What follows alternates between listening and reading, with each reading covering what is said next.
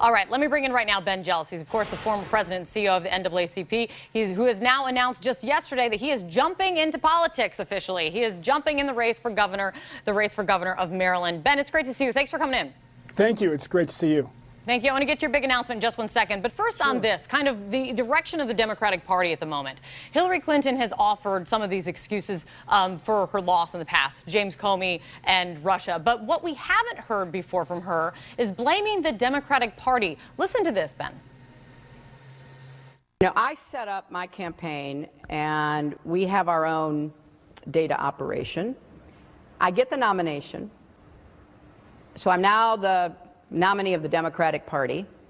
I inherit nothing from the Democratic Party.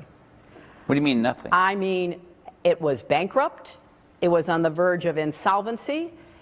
Its data was mediocre to poor, non-existent, wrong. I had to inject money into it. This is the DNC. The DNC to keep it going. What do you make of that assessment? Do you think the DNC is the reason Hillary Clinton lost? Well, I guess what it says to me is that, frankly, all of us as Dems these days want to see our party stronger, know that we've got to rebuild. And frankly, most of that rebuilding starts in our states. You know, we've lost ground in states across the country, and we've got to regain it. And that means bringing in young people, and that means more of us stepping up to run. And so that's why I'm doing what I'm doing. You know, but it's, you know, it's Is it helpful? hard. Is it helpful for Hillary Clinton? I mean, because yes, you supported Bernie Sanders during the election. When you I also supported her when it came time. Absolutely, that's absolutely right. That's absolutely right. When you see Hillary Clinton kind of after the fact, on more than one occasion offering, kind of pointing the finger outward for the reason why she lost, do you think that do you think it's helpful? Do you think it's right? Do you think she needs to step up and just say, I take the blame for it and be done with it? Look, I think it's reasonable for somebody in her shoes to still be processing what happened. I know many people in this country are. For the rest of us, we've just got to get back to pushing forward. And frankly, we have to be prepared to push forward no matter what's coming out of Washington. What comes out of Washington these days, you know, is often just kind of bonkers. You know, and in the meantime, we have children to raise, we have small businesses to build, and we've got to get back to just pushing our lives forward. And our states are the place to do that. Our cities, our counties. We really can't count on Congress right now or the Supreme Court, and we certainly can't count on the White House. I mean, from day to day, it's just a crazy story. And I think I heard you say just a second ago you need fresh faces to enter the party. Joe Biden. Launching a new PAC today, Ben. A lot of people saying that this could be him gearing up, you know, putting things in motion for a 2020 candidacy. Would you like to see Joe Biden lead the Democratic Party to try and retake the White House in 2020? You know, look, we have a bunch of great options, and I think it's great that Joe and Bernie are out there proving that your 70s are the new 60s. That's hopeful for guys like me in our 40s who don't want to feel like we're getting too old too fast. So, you know, look, I'm not going to say anything about Joe at this time. Joe's a good man. He's wanted this for a long time. And if he wants to get out there, that's great. And it means that folks will, you know, have a harder time saying that Bernie's too old if Joe's out there. So I think that's all good. You said what you see coming out of Washington is just bonkers. You announced yesterday that you are going to be running for governor in Maryland. You have never run for office before. Why jump into politics now? Now, look, my life has been grounded as a community organizer, as a civil rights leader, as somebody who spent their life living in community, working in community with people on their own terms to figure out the big solutions that help move all of us forward.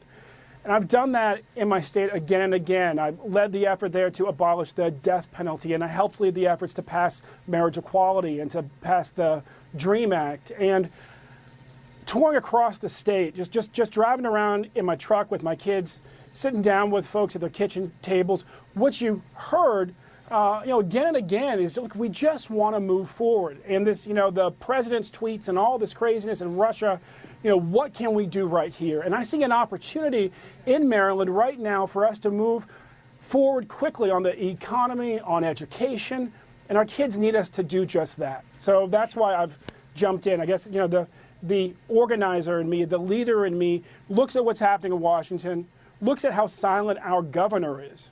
This Republican who on the one hand stood up and said no, he was not going to vote for Trump. But now that Trump's in office, he consistently has stayed silent as the Trump administration slashes the Chesapeake Bay restoration plan. Stayed silent, or even worse, tours with Betsy DeVos and says that he's going to shift money from our, shift money that should have gone to our public schools and use it instead to fund private vouchers. I mean, that's not what the people of Maryland want. We want to get back to moving our state forward, and that's why I've decided to run for governor. And people of Maryland will have that opportunity to make their decision if they like what Larry Hogan's doing or not. I got to ask you about this. Sure. There have been a couple of high-profile racist incidents in the last 24 hours, including LeBron James's house being vandalized with a racial slur. He spoke out about it. He was very candid. Listen to what he said. No matter how much money you have, no matter how famous you are, no matter how many people admire you, being black in America is tough, and we got a long way to go. For us as a society and for us as African Americans until we feel equal.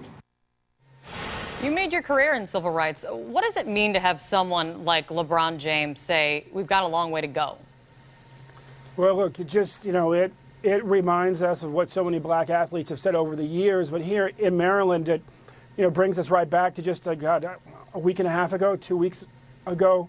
We had a young man just commissioned as a second lieutenant in the U.S. Army, student at Bowie State, 2 days from graduation, over celebrating with his friends at University of Maryland College Park, stabbed to death by a white student at the University of Maryland who was part of a Facebook group called Alt-Right and appeared to be motivated by hate. It's the second incident like that in the last 6 months with a young white man from Maryland associated with hate groups stabbing a black man to death. And the reality is that race in our country continues to be this lightning rod, but for us as black men, to just leave us, frankly, having to fear too much. And what we end up doing is just pushing forward. But when you are raising children and you have nephews and you have sons, as I do, living with you at home, every now and then you just look at them and you say, we've got to find a way to do better. And that's what we really need, quite frankly, is we need leaders who are prepared to pull us together across racial lines, to have grown-up conversations about race, and to take the hate in our schools and with our young people seriously. Right now, we've got a president who inflames that every day. And that's why we need more leaders in our country who are willing to step forward, at least at the local and the state level, and try to turn things in the right direction. And again, that's one of the reasons why I've thrown my hat in the ring and decided to run for governor here. Ben Jealous, thanks for coming in. I appreciate it. Thank you.